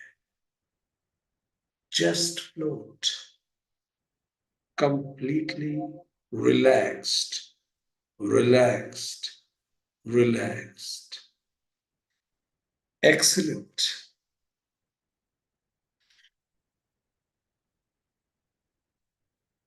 और अब एक गहरी सांस लीजिए और इस सांस के साथ जैसे ही आप सांस अंदर ले जाएंगे, इस सांस को अपने मूलाधार चक्र पे जाने दीजिए। ये सांस आपकी मूलाधार चक्र पे चोट करेगी, जो गुदाद्वार के पास है।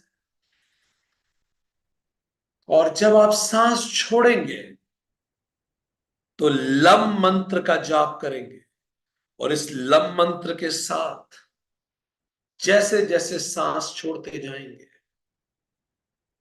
प्राणिक ऊर्जा आपकी रीढ़ की हड्डी के बीचों बीच सुषुम्ना नाड़ी से ऊपर की ओर चलने लगेगी। आपको कंपन, वो ऊर्जा रीढ़ की हड्डी में महसूस होगी।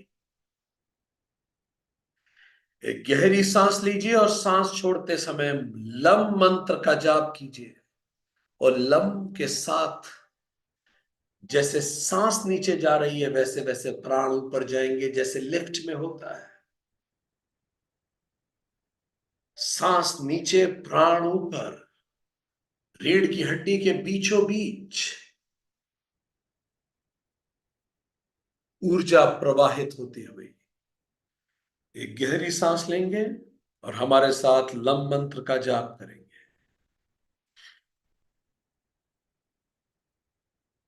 रीढ़ की हड्डी तक ले जाइए,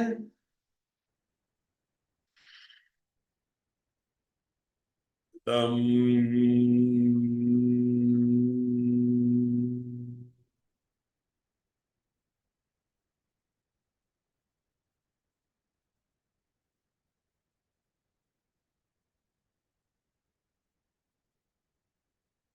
इस कंपन को अपनी रीढ़ की हड्डी में महसूस कीजिए।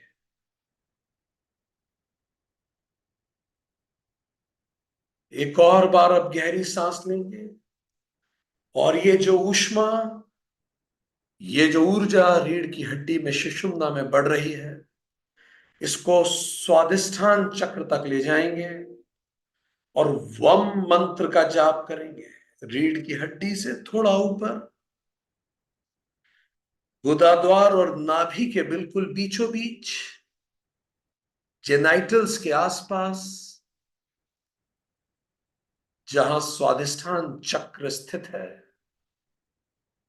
अगली गहरी सांस और सांस छोड़ते समय वम मंत्र का जाप करेंगे। और वम का जाप करते ही पूरा फोकस रीढ़ की हड्डी के बीचों बीच ऊपर उठती हुई ऊर्जा पे होगा। गहरी सांस लेंगे। वम।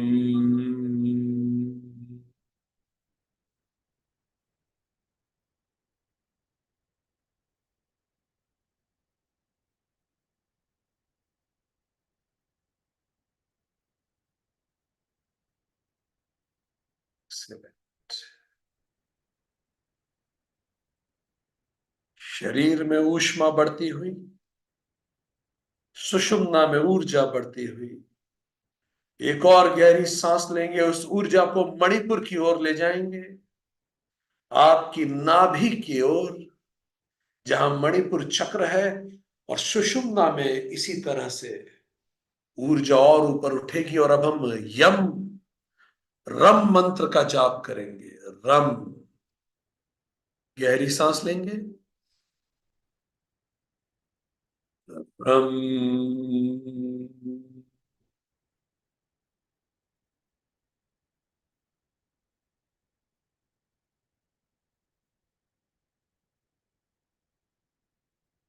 इस वाइब्रेशन को पूरी रीढ़ की हड्डी में गूंजने दीजिए। Feel this bliss, relaxed. सुषुम्ना में प्रवाहित होती हुई ऊर्जा। एक और गहरी सांस लेंगे और अब हम अनाहत चक्र तक पहुंचेंगे और यम मंत्र का जाप करेंगे अपने हृदय तक। ये ऊर्जा ऊपर उठ चुकी होगी। गहरी सांस लेंगे और सुषुम्ना में ऊपर उठती हुई ऊर्जा हृदय तक पहुंचेगी। गहरी सांस लेंगे।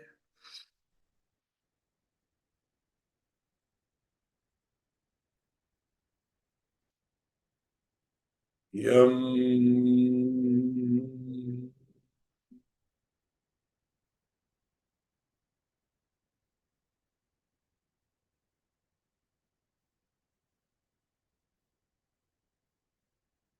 ऊर्जा को सुषुम्ना में महसूस कीजिए। पूरी तरह से रिलैक्स्ड।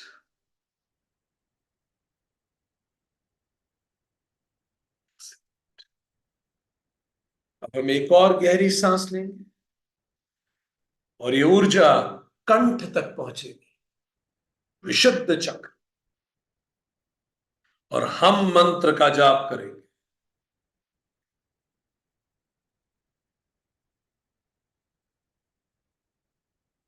गहरी सांस लीजिए। हम।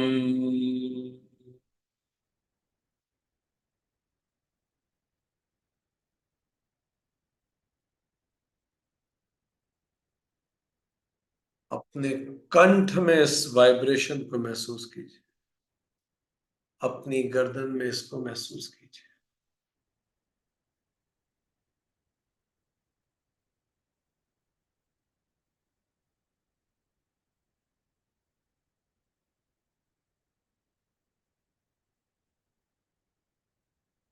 और अब हम, जैसा श्री कृष्ण ने गीता में बताया, पूरी ऊर्जा को केंद्रित करेंगे अगली गहरी सांस के साथ भ्रूमध्य में, तीसरी आंख की जगह, दोनों भौं के ऊपर। और ओम मंत्र का जाप करेंगे 3 बार। हर बार जब हम ओम मंत्र का जाप करेंगे, ये ऊर्जा और तेजी से चोट करेगी तीसरी आंख पर, भ्रू मध्य में, पूरी तरह से केंद्रित हो जाएगी। पूरी तरह से भ्रू मध्य में उस ऊर्जा को महसूस करेंगे। गहरी सांस लेंगे और पूरी ऊर्जा को रीढ़ की हड्डी से होते हुए, सुषुम्ना से होते हुए भ्रू मध्य पे केंद्रित करेंगे और ओम का जाप करेंगे।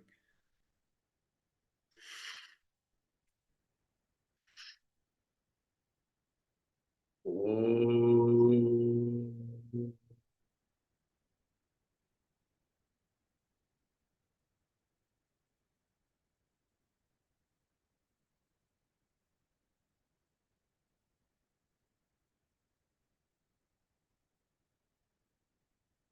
ओम।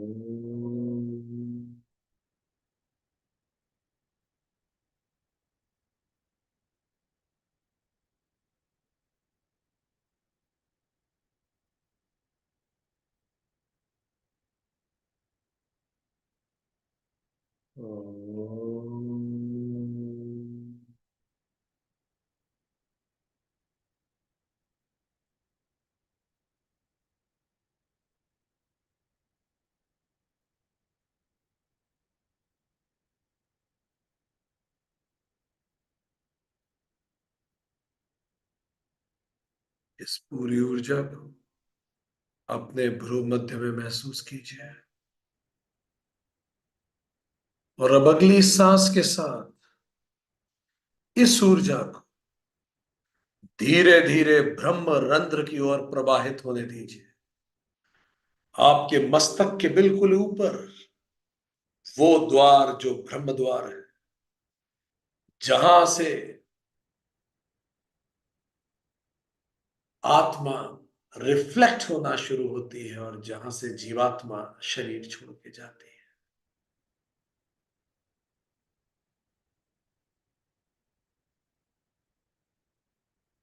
इस पूरी तरह से शांत स्टेट ऑफ माइंड में जैसे हम अगली सांस लेंगे, ऊर्जा प्रवाहित होना शुरू होगी। 3 बार ओम के साथ ब्रह्म रंध्र जहां सहस्त्रार चक्र है। गहरी सांस लीजिए। ओम।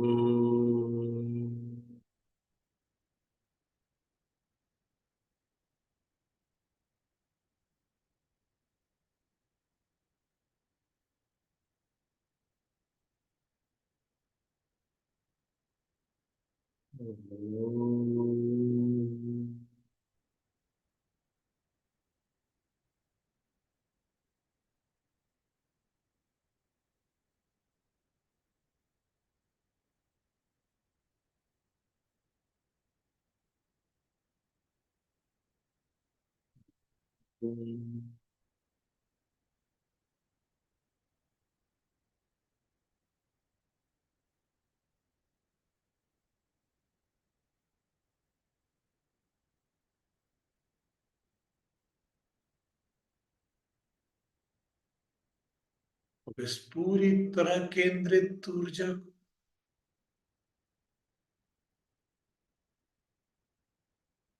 एक और गहरी सांस के साथ अपने शरीर से बाहर इस पूरी समग्रता से हम जोड़ दें, और 3 बार ओम के जाप के साथ, हर बार ओम के साथ ये ऊर्जा पूरे पृथ्वी पे फैलने लगेगी। दूसरी बार ओम के जाप के साथ ये पूरी आकाश गंगा में फैल जाए, और तीसरे ओम के जाप के साथ ये समस्त अस्तित्व में फैल जाए। जैसे ही हम 3 से 1 गिनेंगे, हमारी चेतना शरीर के परे ब्रह्मांड से जुड़ने लगेगी। 3, ब्रह्म रंध्र से प्रवाहित होते हुए। 2, और रिलैक्स फ्लोटिंग। 1, पूरी तरह से फ्लोट होते हैं। और अब हम जैसे ही गहरी सांस लेके ओम मंत्र उच्चारित करेंगे, हम पूरी पृथ्वी तक व्यापक हो जाएंगे। हमारा अस्तित्व पूरे ब्लू प्लेनेट पे छा जाए। गहरी सांस लें। ओम।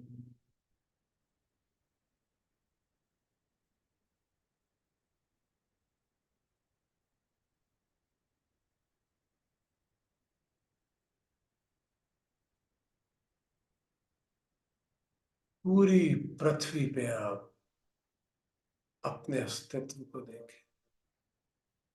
यही महासागर है, महाद्वीप है, पर्वतमालाएं, शहर, घर, लोग, समस्याएं, जीवन, सब कुछ यही इसी प्लेनेट पे। मेरा अस्तित्व इससे बड़ा विराट।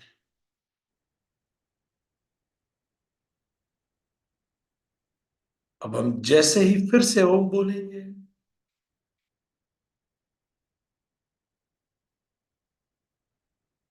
अपना एक्सपेंशन पूरी आकाश गंगा तक फैला दीजिए। गहरी सांस लें।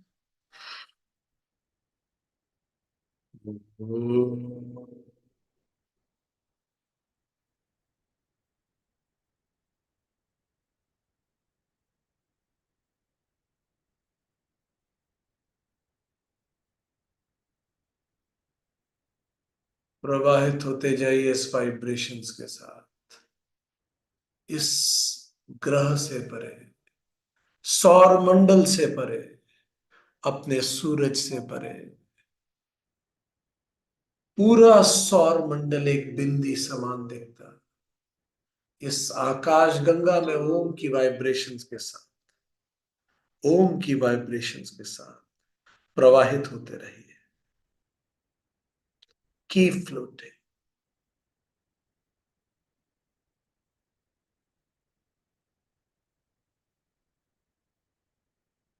अब एक और गहरी सांस लीजिए और अब इस आकाश गंगा के परे समस्त ब्रह्मांड, मल्टीवर्स, पूरे अस्तित्व तक फैल जाए। मैं वही हूं। एक और गहरी सांस लेंगे।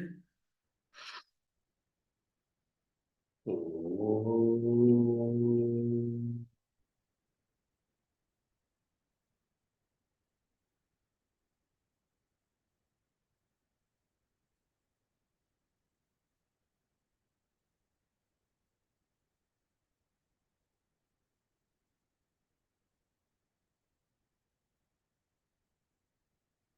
और एक्सपैंड होते जाइए,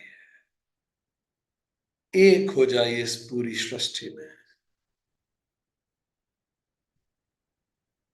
मैं ही सृष्टि हूं।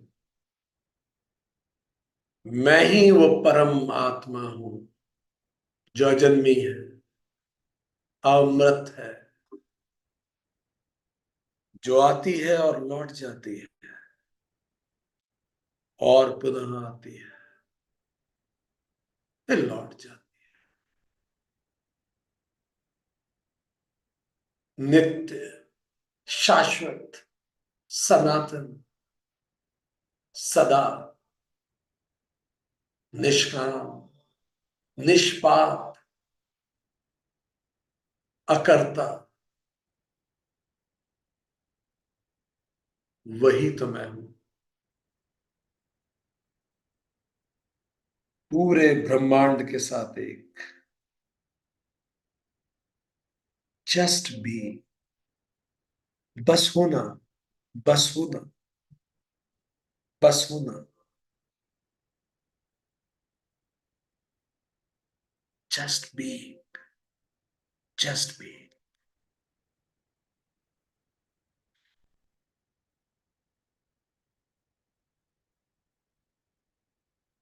और अब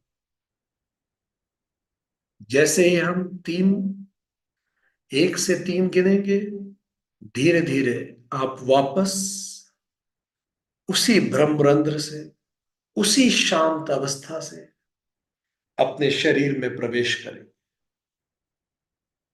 एक, वापस इसी शांत अवस्था में, इसी मुक्त अवस्था में। दो, और जैसे ही हम एक कहेंगे, आप तुरंत उसी ब्रह्मरंध्र से अपनी चेतना को अपने मस्तक में, अपने भ्रू मध्य के बीच में, तीसरी आंख में, भौहों के बीच में अवस्थित पाएंगे।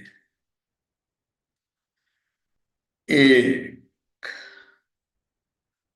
और अब इस ब्रह्मांडीय ऊर्जा को 3 बार ओम के साथ पूरे शरीर में प्रवाहित होने दीजिए इस blissful peaceful state of mind से। ओम।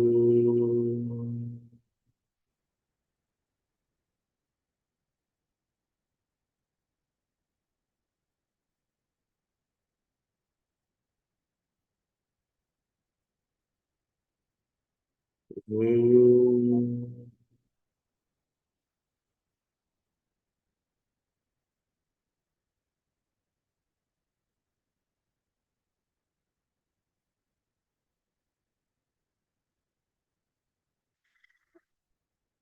ओम।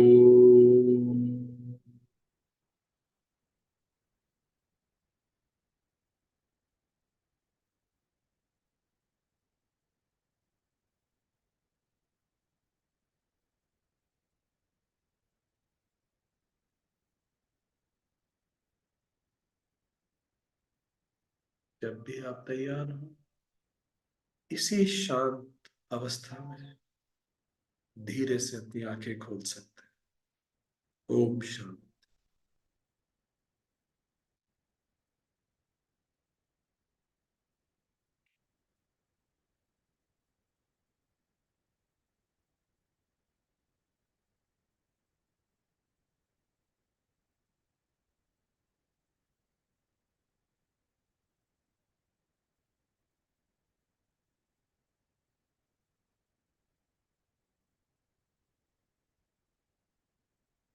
वेलकम बैक, सभी का स्वागत है। और ये सेशन आज हम पुर्तगाल से प्रसारित कर रहे हैं। इस सेशन में जो हमने जाना चैप्टर 2 के बारे में क्विक रिकैप करेंगे, ताकि आज चैप्टर 2 हमारा पूरी तरह से समाप्त हो गया। पुर्तगाल से पहले मंत्र में श्रेय और प्रेय के मार्ग के बारे में बताया गया। दूसरे मंत्र में कहा गया कि जो व्यक्ति धीर और मूढ़, 2 प्रकार के व्यक्ति होते हैं। धीर वो जो श्रेय को चुनता है, मूढ़ वो जो प्रेय को चुनता है। नचिकेता का धीर होना तीसरे मंत्र में बताया गया, अधिकारी होना। चौथे मंत्र में विद्या अविद्या को समझाया गया। पांचवें मंत्र में मूढ़ की स्थिति क्या होती है वो बताया गया। 2 अंधे की बात की गई। छठे मंत्र में बताया गया कि मूढ़ को ही यम बंधक बनाता है। सातवें मंत्र में बताया गया कि आचार्य को कुशल होना जरूरी है और विद्यार्थी को कुशल लब्धा होना जरूरी है, तो ही ये ज्ञान समझाया जा सकता है। आठवें मंत्र में बताया कि अभेददर्शी आचार्य ही इसको समझा सकता है। नवे में बताया गया कि सूक्ष्म विद्या है, ये तर्क से नहीं जानी जा सकती, इसे महसूस करना जरूरी है। 10वें में बताया गया कि यम की शिक्षक के रूप में योग्यता है। 11वें में नचिकेता की योग्यता बताई गई। 12वें में अध्यात्म योग बताया गया कि इसको, इस ज्ञान को जानने के लिए बुद्धि की गुफा में रहने वाले आध्यात्म योग से इसको जाना जा सकता है।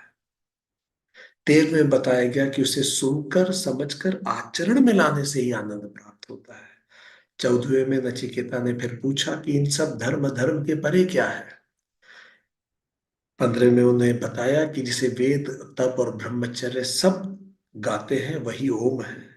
ओम ही सगुण और निर्गुण है, वही आलंबन है।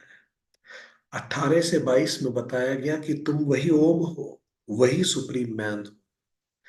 20 से 23 में बताया गया कि इसे कौन आत्मसात कर सकता है, जो कर्म योग करे, उपासना योग करे और ज्ञान योग करे। 23 से 24 में वो 7 चीजें बताई गई, कौन इसे अनुभूत नहीं कर सकता। और 25 में कहा गया केवल साधन संपन्न व्यक्ति ही इसको अनुभूति कर सकता है। आज के लिए इतना ही।